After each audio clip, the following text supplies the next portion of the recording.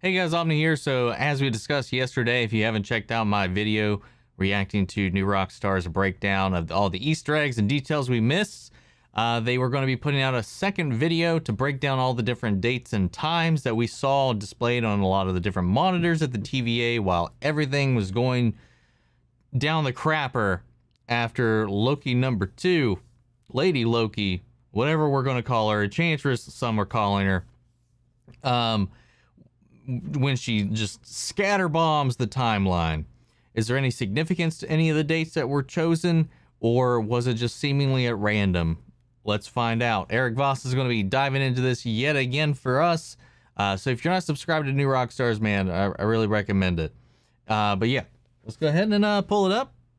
This one will be a little bit quicker than some of the other previous ones we have for this. So let's go ahead and get into it. Welcome back to New Rockstars. I'm Eric Voss, and Loki just nuked the multiverse way sooner than we expected. Spoiler warning, with Loki's female variant releasing dozens of reset charges across history and space, causing branch timelines to chaotically spawn from the sacred timeline. Essentially what I wish I could do to my 4 years of high school in Jacksonville, Florida. I mean, I don't care how you change it, just change it. But back in the TVA, various dates and locations show when and where the variant targeted exactly, and I wanted to dig deeper into these to explain why she chose these specific historical dates and what exactly might have been altered, both in our planet's real-world history and the history on the other Marvel planets listed here as well. But before I begin, thanks to Warhammer 40,000 Lost Crusade for sponsoring this video. Lost Crusade is the first mobile strategy game under the Warhammer 40k title. Find the link to download the game. Yeah, I'm not going to try to skip it. It's not long. Discuss what this variant just did. And I'm calling her the variant for now because while she seems to be based on Lady Loki from the comics, the international credits list her as Sylvie, aka Sylvie Lushton, Enchantress, also from that run in the comics. So until we get an answer, variant it is. So this variant stole dozens of reset charges from TVA hunters that she has been murdering. Of course, the TVA uses these to prune branch timelines that form when variants step off the sacred timeline, erasing those branches so that the sacred timeline remains a bare trunk reaching forward into the future. Episode 2 revealed that she's also been stealing their temp pads. These are the devices that open the doors in time. So, hiding in this doomed Roxcart superstore in 2050, the variant has been rigging all of this tech to detonate simultaneously, dropping these reset charges throughout history on planets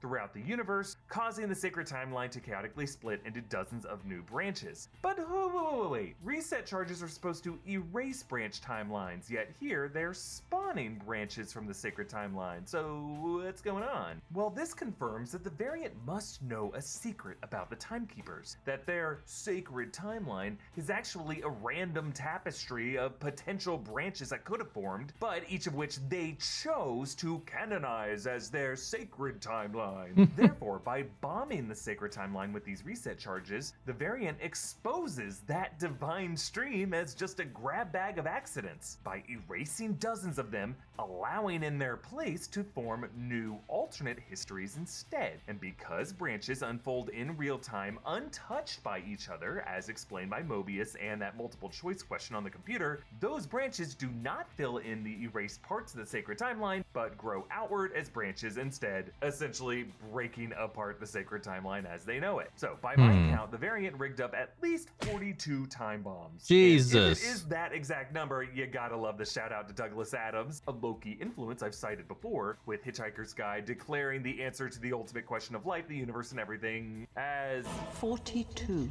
This video is sponsored by Warhammer 40,000 Lost Crusade. It's a brand new MMO strategy mobile game where you're a fleet commander waging war on all enemies within the Imperium. Lost Crusade is the first sea to claim an in-game gift. But I believe the variant selected each target as a specific historical crossroad, a watershed moment in history that set the sacred timeline on this unique path. And by erasing that piece of the path and forcing history to diverge in another direction, that crucial linchpin was broken to make it especially hard for the TVA to fix it. And of course, probably stall the TVA so that the variant can infiltrate their headquarters and get to the timekeepers. So let's start with the chronomonitor ticker Nowhere. Nowhere is the severed head of a celestial home to the Collector visited in Guardians of the Galaxy. No date is shown, but it could have bombed the moment that Celestial was beheaded in ancient times. Maybe some history we could soon see as part of the Celestial's origins in the Eternals film.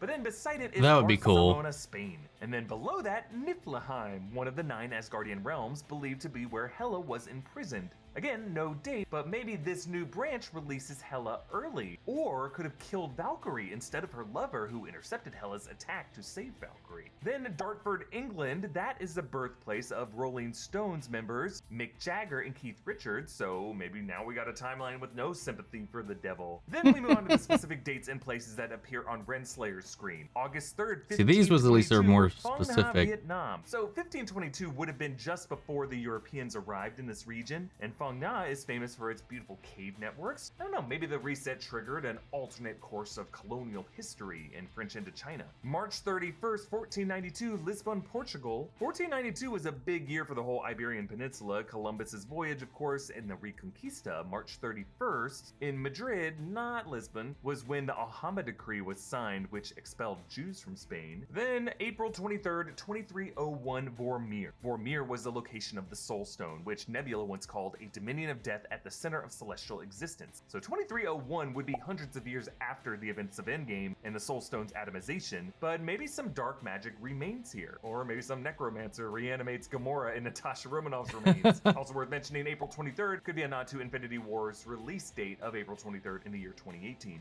October 25th, 1551, Thornton, USA. Now, of course, there was no USA in 1551, and currently there's no Thornton either. There are Thorntons, but I wonder if some old Viking settlement named after the god of thunder, Thor's Town, could have existed in the Americas in early colonial times, but was pruned until now. November 22nd, 1999, Cookville, USA. That's in Tennessee. Actually, last year, a tornado killed 19 people in Cookville, Tennessee, but now maybe there was gonna be some earlier tornado in 1999 in a new branch timeline. February 16th, 2004, Asgard. So 2004 would be 8 years before the events of the first Thor film in Asgard, and maybe now this branch is one where Thor and Odin could have died in battle and Loki ascended to the throne, which could explain that shot in the trailer with Loki on a variant Asgardian throne. October 3rd, 1390, Rome, Italy. This was during the Great Western Schism in the Catholic You know, I keep Church, forgetting some of those scenes were in the trailers. The Roman Pope, Gregory XII, the Avignon Pope, Benedict XIII, and the Pisa Pope, John XXIII. In 1415, Gregory XII was forced to abdicate in that schism. Maybe in this branch timeline, he abdicates sooner, during the Papal Jubilee year of 1390. August 13th, 1984, Sakaar, Teo. So Sakaar is the trash planet in Thor Ragnarok, home to the Grandmaster's Arena, with Teo being the name of that star system. 1984 would have been 23 years before we saw it in Ragnarok, and that might have been during the reign of one of the Grandmaster's past Beta Ray, who are enshrined on his tower. maybe. Those included Beta Ray Bill, Ares, Man-Thing, Bi-Beast, and Darkcrawler. So maybe now in this branch timeline, Beta Ray Bill leads some revolution to become Thor, as he does in the comics. February 12th, 1808, Baricara, Colombia. So this would have been right before the Republic of Gran Colombia declared its independence from Spain to eventually become what we now know to be modern-day Colombia. Maybe now this branch timeline throws a wrench into that and helps Spain maintain its colonies in South America.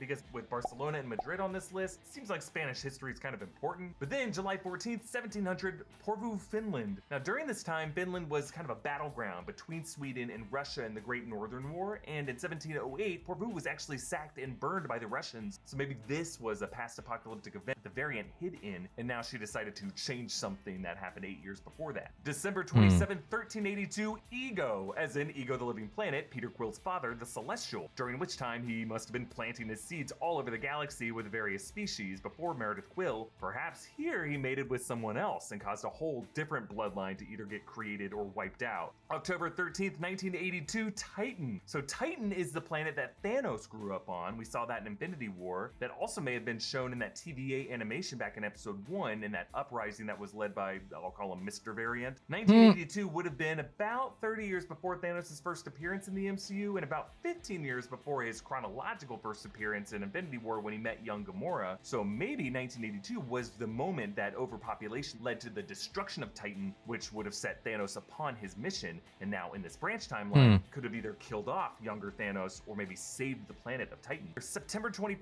1947, New York. That would be an interesting timeline to see. Before the UN voted on the Palestine partition that created Israel, but I also think this is just before Steve Rogers would have returned to reunite with Peggy in nearby Brooklyn. So maybe there's a timeline where there was some kind of complication with that. March 1st, 1984, Tokyo. This would have been right at the end of a historic heavy snowfall in the country that led to 131 deaths. This is also the year that the Japanese doomsday cult Aim Shinriko was founded. But then January 3rd, 51 AD, Hala. That's the earliest date we see on these screens. Hala is the Kree homeworld. It was depicted in Captain Marvel. The Kree species reached its peak evolution thousands of years before humanity did, but maybe now some disaster hits them sooner and stunts their society's growth, or some other kind of conflict with the Skrulls, whom they've always hated. August 2nd, 1999, Kingsport. I don't really know what this is, but that just makes 2 random towns in Tennessee on this list in late 1999.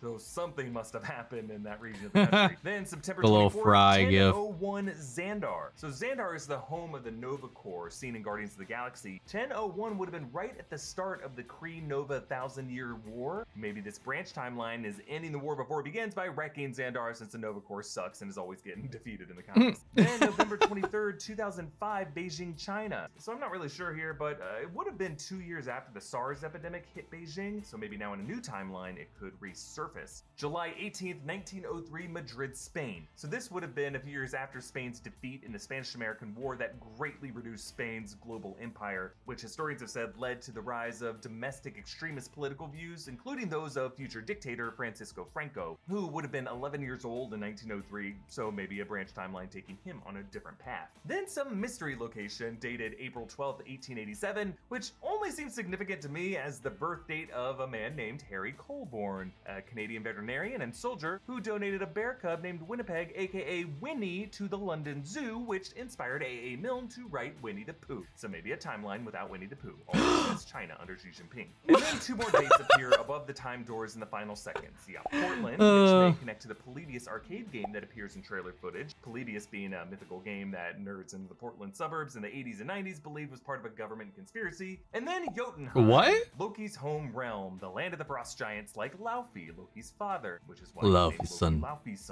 son of Laufey. Actually, some of the paperwork that Loki looks through in episode 2 lists the name Sylvie Laufey Dottir, daughter of Laufey, which may confirm that Sophia DiMartino's character is an alternate timeline Loki in which she was born from Laufey as a girl. We'll definitely see more and more how this timeline has been specifically f***ed over in episode 3. But in the meantime, you can support this channel by checking out our new Loki inspired Alright, that was fun. options. It was fun just seeing some of the possible options in there.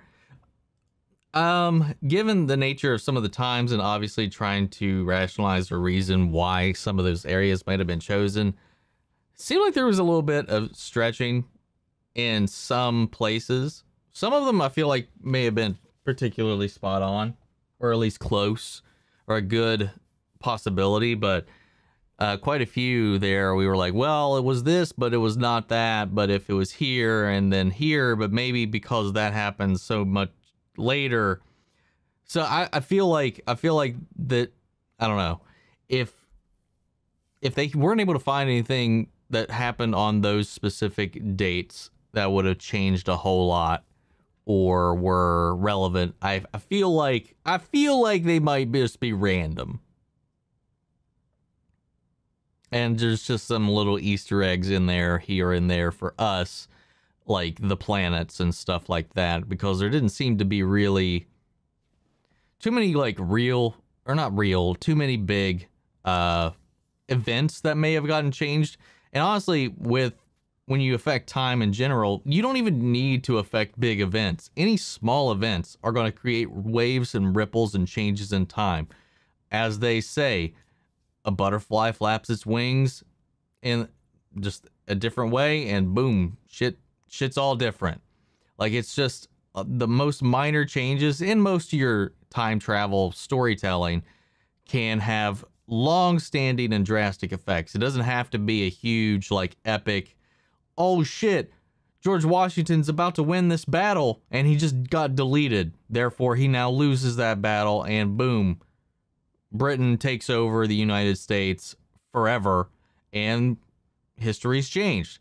It doesn't always have to be something like that. It can be just like this farmer loses a cow, that cow's not able to produce, that because they couldn't produce from that cow, food doesn't get to that town down there, because that town doesn't get food, something else happens and they lose the war because they weren't properly fed or strong or strengthened to go into battle. Like, it can be any number of things.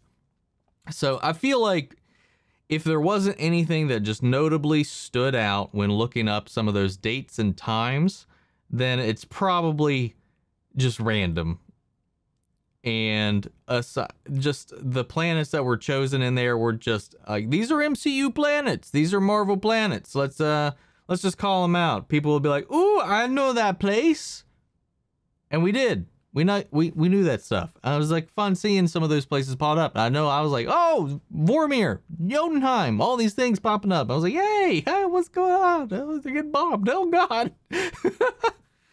Anyway, that was a fun little video. I just don't know how, like, to take it. Like I said, it was fun to see the dive through like the information. But I feel like it was a little bit of a, what's the word, a snipe hunt. But yeah, thank you guys. I don't really know. I don't know. I'm leaning towards this was just random, just based on that, because there wasn't anything outstanding as far as those reasons, or unless there was something that they were changing in those moments that were supposed to affect something big later, which could be the case. But I feel like this is going to be one of those things that might get overanalyzed, in vain. So we'll see. Well, we'll find out next episode more than likely. But guys, what did you think of this episode? What did you think of this episode? What did you think of this video? Sound off the comments. Let me know your thoughts down below. We are carry on the conversation after the video. If you're not subscribed to you new rock stars, go check them out. Subscribe to them. They're great. If you're not subscribed to my channel, what are you doing? What are you doing? What are you doing? Anyway, before we go, huge shout out to our channel legends, Mandy Sherritt, Ryan Karen, and Jason Coleman. Thank you guys so much for your support. Thank you everybody who's been signing up over on the Patreon and joining the Discord. Guys, we got a Discord open for everybody if you want to talk about your Loki theories, WandaVision, Falcon Winter Soldier, Star Wars, DC, whatever you want to talk about. Come join, hang out. Links to that and all my other socials are in the description of this video. And if not, I will see you guys in the next episode. I did it again, didn't I? God damn it. In the next video. Take care, everybody.